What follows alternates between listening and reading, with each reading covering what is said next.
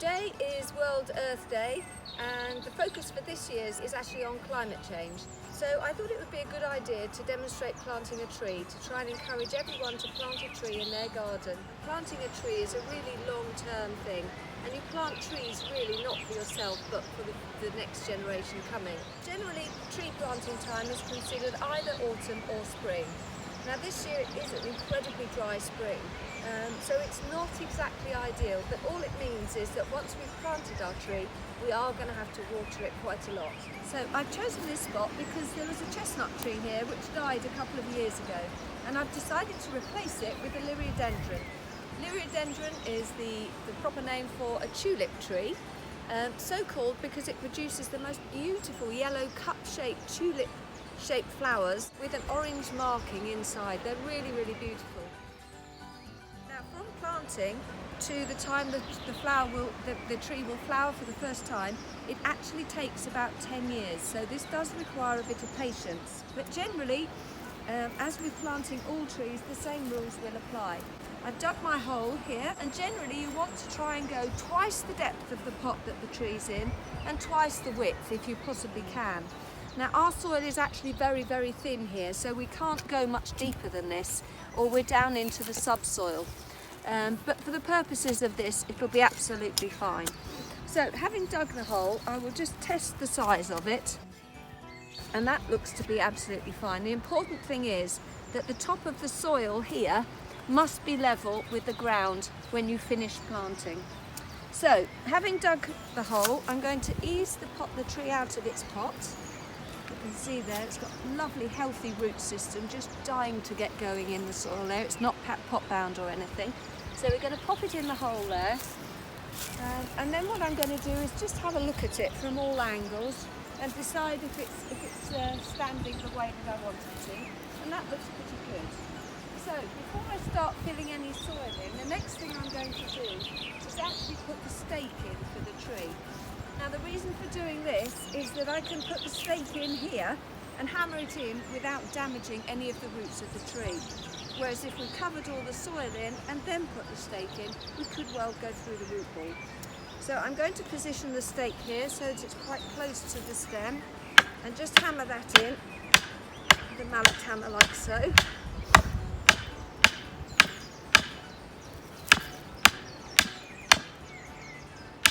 So that's pretty good, I think. And then just check again with the levels with the tree. Now, I think we need just a little bit of compost just to lift it up.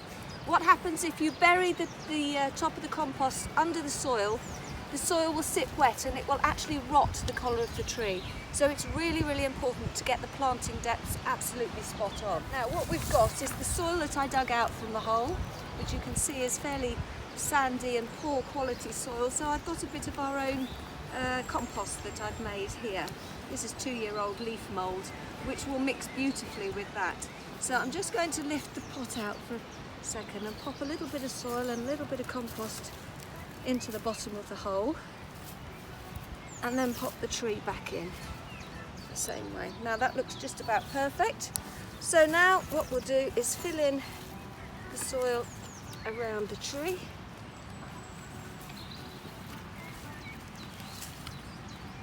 I'm going to mix the compost through as we're doing it.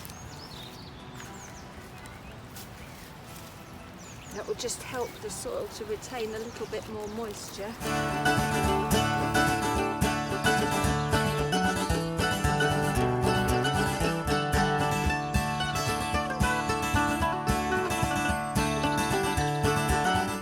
Now then, I'm just going to firm that down around the sides, because the soil will always sink a bit once it gets wet. A little bit more.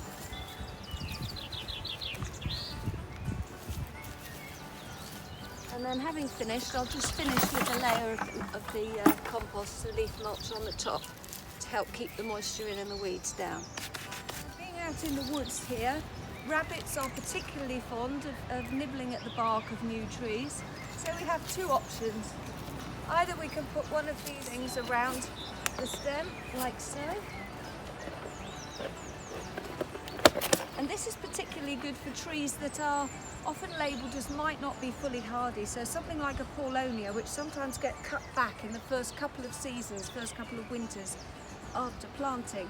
I find these just give them that little bit of extra protection for the first couple of years. Alternatively, if it's something that's fully hardy, and we literally just need the rabbit protection, some of these little plastic spirals are just as effective, and you just literally wind them round the stem like that. And then the final thing is the tree tie. Now, again, it's important when you tie the tree up to do it so that the bark doesn't rub against the stick at the stake here. Otherwise it can chafe away at the bark there and let infection in. So we always tie trees with what we call a figure of 8.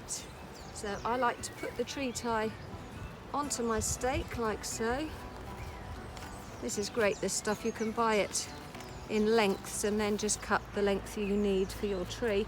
And as the tree grows, you can then let it out each year as the trunk expands.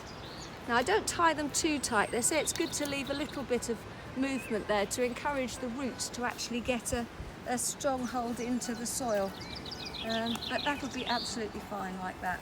And then the last thing to do is get a bucket of water and give it a really good water. You will need to water these at least once a week, and possibly even more during the summer if we have a really hot, dry summer like we did last year. So I'll just go and get my bucket of water. Okay, so I've got my bucket of water. Just pour it gently at the bottom of the plant like that and allow it to soak in.